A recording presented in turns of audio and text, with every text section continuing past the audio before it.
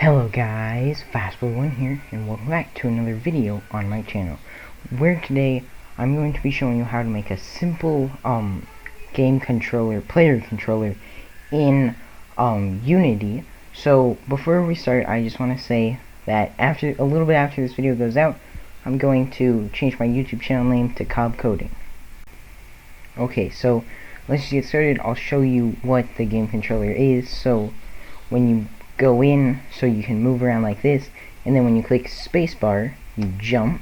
So yeah, that's just the simple game controller. So now I'll show you how to make it. Okay, so you want to start out, just go in, and this is just I'm not going to import any of the sprites yet. That will be in a later episode. So this is going to be a series where I show how to make a 2D game. So you just want to right click and then create a 3D object, and then you can go in here, select it, and then drag it as far as you want your ground to be. I'll just do the camera right now, and then you can rename it to ground, and then you should go in and then click add tag, and then add the tag of ground. I already have it here, so, and then you want to go into it after you've added that, and then click ground, so it will be tagged. That will be for something later on, and then you can just go in here and create a folder. So create a few folders called scenes, and then create a folder called materials, and then one more folder called scripts. So go into the materials folder, right click, click create material, and then you can name this material ground material, and then you want to come over here to the right and then double click and then add color for the ground. I'll make a green color. So there.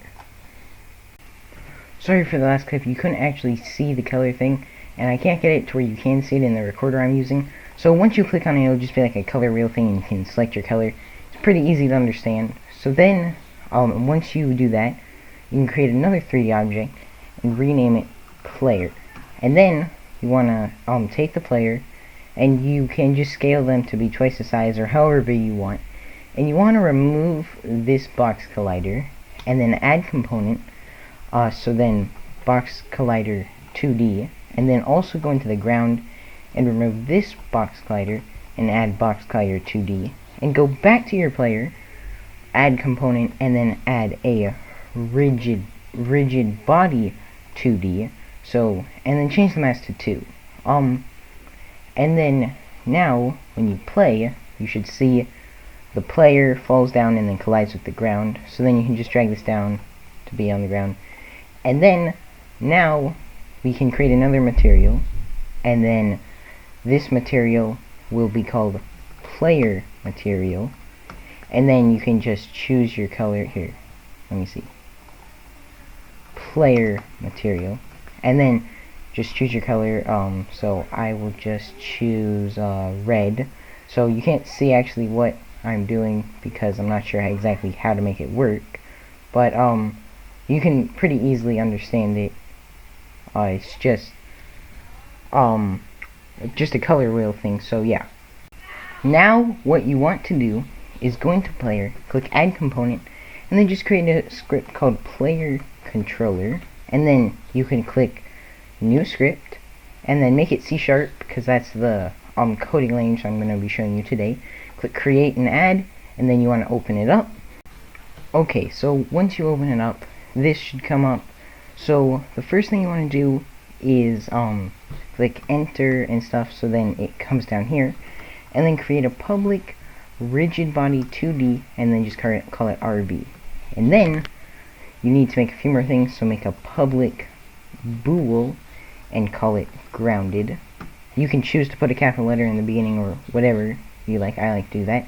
And then create two public vector 2s. So one will be called walking, and then the other one will be called jumping. Okay, now that you have done that, you want to go into here and then set grounded equal to true. So then right when it starts, it will be grounded is true. And then, so it's called grounded because that's when you're on the ground. And then you want to change void update to fixed update, and you can just remove these, they don't do anything, they don't matter, you don't need those.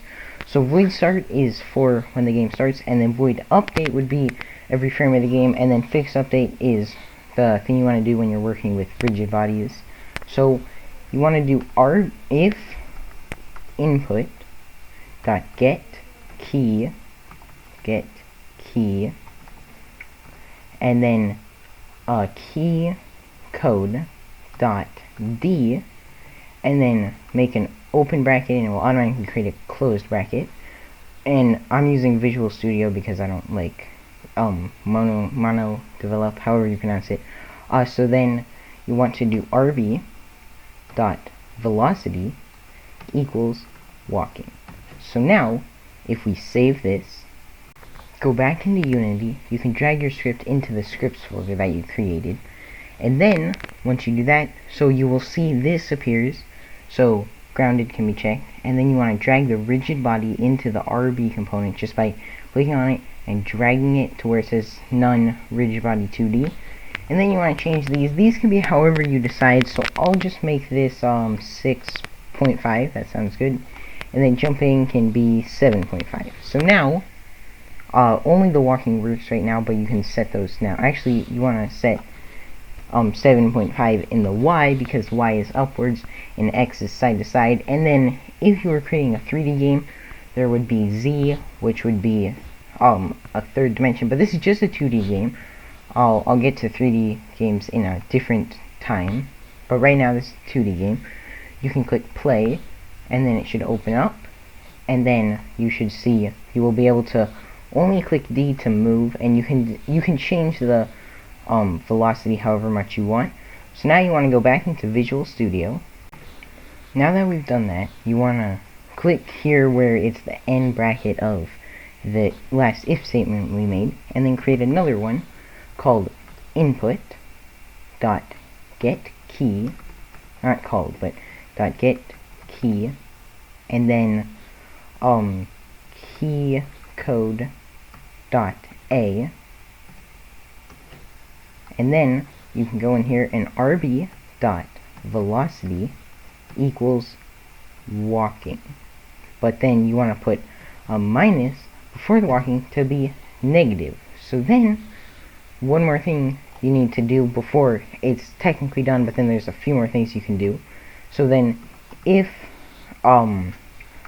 input dot get key code dot space, or whichever you choose, you can really choose anything for these, any buttons you like. I just like space or W would also work.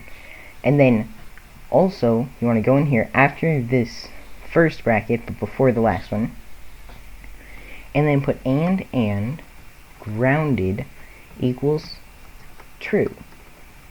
Then you want to set grounded equals false, and then rb dot velocity equals jumping. And now this will work. I'll show you in Unity. Okay, so now what you're going to want to do is so when you go in, you will see it works, you can go forwards and back and stuff, but when you jump, you just fall back down, and then you can't jump again because we need to detect the collision. Okay, so now you can just come in here and you should see all this here, and then you can just come down here, go down 2, and then if or no, not if, I'm sorry, void on collision enter 2D, change the collision here to other, and then come down here, and then if other dot game object dot compare tag, and then make more brackets, and then put 2 quotation marks, so this is called a string, and then you want to put ground, and then you can come to the end, open up bracket, and then it will automatically create a closing bracket, and then change grounded to true. So this means whenever we collide with something with the tag, which was the tag we assigned to the ground earlier, was called ground. So now if the tag is ground, when we collide with it, it will set grounded to true. So let's try it out. Okay, so now just come into Unity, and then you can come over here and make sure it says maximize and play, or you can just play it in the small screen. When you go in, so you can move around, everything's all good, and then when you jump, and then you can't jump mid-air, you have to wait till you touch the ground again. So now, if we exit out of here, and then do not maximize on play, we can click play, go down here in player, and then you can see that grounded is true, and when we jump, it sets it to false, so we can't jump, and then it makes grounded true again once we collide. So yeah, that's gonna be all for this tutorial. I'll make a bunch more tutorials like this, and then once we're done with creating a simple 2D game, we will move on to a 3D game, and I'll make a bunch of tutorials. Yeah, so if you enjoyed this video, leave a like, subscribe, and I'll see you in the next video. Bye.